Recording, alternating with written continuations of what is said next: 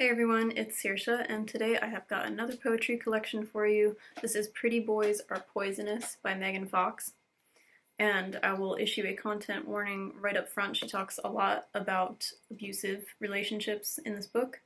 I'll read you the back here. These poems were written in an attempt to excise the illness that had taken root in me because of my silence.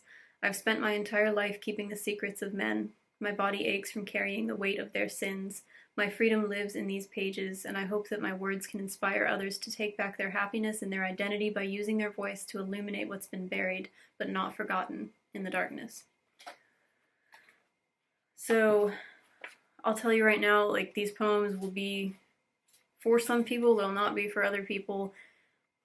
I know some people can get so pretentious about what constitutes poetry and what is just like thoughts that somebody put in a collection.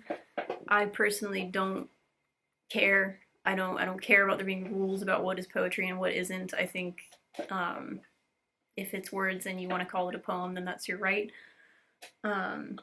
This is kind of like the Rupi Kaur style of poetry that we see a lot now, where there'll be the poem and then the title is at the end, so I'll be saying the title at the end. So let's start. I'm going to read a bunch of these, apparently. When beautiful boys turn into evil things, you will find that Bibles and silver bullets will fail you eventually. You will stop running, you will stop fighting, you will collapse into a pathetic little heap on the floor, and as the ashes from the hand-rolled cigarette that dangles from his perfect Cupid's bow lips fall into your eyes, you will let him feast on your tears and your self-esteem, and when he walks away with your soul in his mouth, you will pray for death, but instead you will live forever as the monster he turned you into. That's called Lessons in Hot Boy Demonology. Also, there's a bunch of illustrations in this book, too. Not even Cronus could bend time to alter our destiny.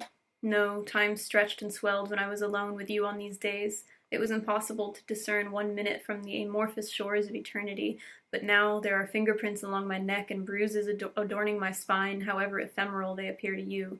For me, they linger, in the space where the light used to be in my eyes. All these tears I've cried for you, oceans of grief. My chest aches, but I can never excise the hurt, because you are the hurt. Fated like Prometheus, chained to the rock, I offer my heart to you every morning, and like the insatiable eagle, you return every day to gleefully consume it, and then you fly away, leaving me bound and bleeding in agony and imperishable suffering to love something so much. That's called Greek tragedies lose their poetry when you live them.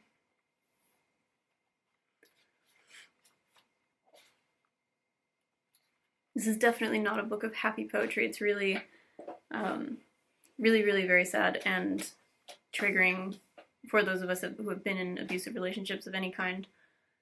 I'm really glad that she did this, and because it can be so painful to live with all of this just weighing you down and never feeling like you can talk about it, like feeling too scared to talk about it because of what these people might do. So good for her. I didn't break your heart. I only damaged it, says the boy as he merrily skips away into the flashing lights and applause, his hands still covered in blood. That's called The Avarice Pursuit of Money, Power, and Glory. And she doesn't tell us who these people are that she's writing about, but it's alluded to that some of them are very famous. You keep telling me it was an accident, that you would never hurt me on purpose, that you're just too young to have known better. But what's the difference between manslaughter and murder? I'm still dead either way. That's called A 32-year-old narcissist quantifies his crimes.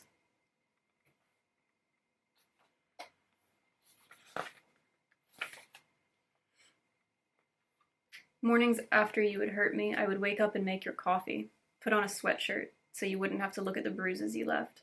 I wouldn't want you feeling guilty because like you say, this isn't your fault. Your parents abandoned you. No one ever taught you not to. It's just because you love me so much, you don't know how to control all the passion you feel. If anything, I'm lucky. Imagine all the girls who don't get hurt for laughing at another boy's jokes. How ineffectual and undesirable they must feel. At this point, you will remind me that my silence is in equal proportion to my love, and so under the watchful gaze of your management, I dutifully set out on my hero's journey to prove my loyalty by taking your secrets to my grave. Really, I should be flattered, and I am. It's called Don't Worry, Darling.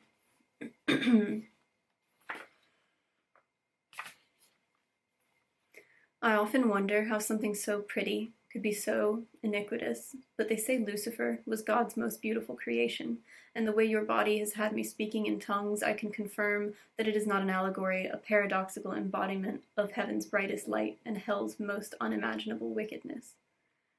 It's called An Angel with a Fully Automatic.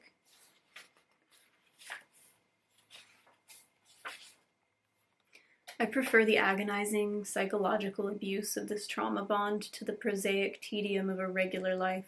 Just please don't actually kill me, because then it will be over, and I'm addicted to suffering. It's called Martyrdom versus Monotony. That one really makes you think. You know, I ask myself a lot, do all my relationships fail because I keep purposefully going for the same type of person, or not? Something to talk about in therapy. I go to bed with an affable, angelic boy, and I wake up next to an irritable, stubborn brat. What happened in those hours while you were sleeping? To what tormented lifetimes do your dreams take you, where you become so lost to us, you stumble through our life in an indignant haze, your ego wearing thin every so often as to reveal a pure and delicate connection, but moments later our love becomes misplaced in a lightning storm of alcohol and self-loathing. You'll never understand how painful it is to always wonder who I'm giving my heart to today. It's called The First Rule of Fight Club.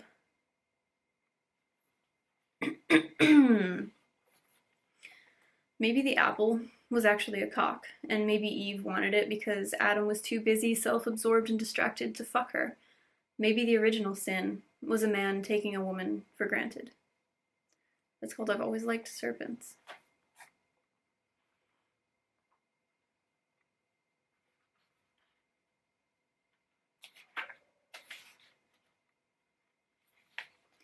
Karma is the shiver that will run down your spine when you realize that he's fucking me to sleep every night while all of the lies that you told me haunt you in all your dreams.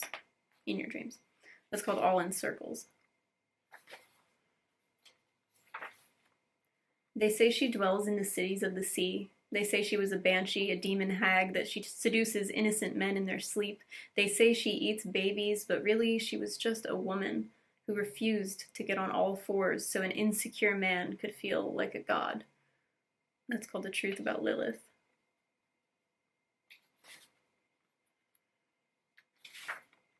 Not all goddesses fly. Some of us struggle on the ground as the mortal men we gave our hearts to keep their feet on our necks, but one day we will remember our own names and turn them all to ashes. That's called Hell Hath No Fury. The further away from you I get, the more I realize I was never small. It was just a matter of forced perspective. That's your optical illusion.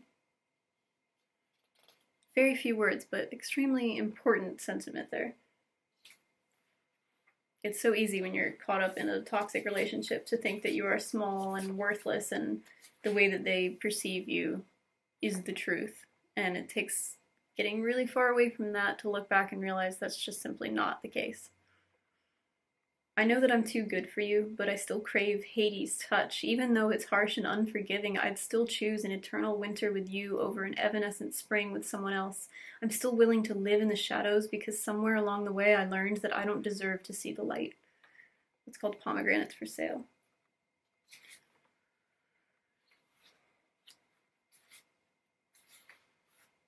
There was a time when I had never heard a man call me stupid, pathetic, bitch, cunt, slut, idiot, and there was also a time when I had never felt a man's hands hit me, suffocate me, or throw me to the ground.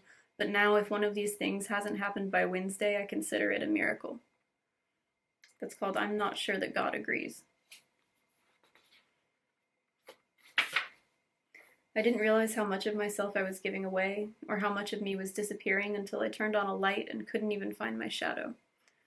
And that's called, But Maybe If We Use a Black Light, We Could Still Find All the Stains You Left on Me.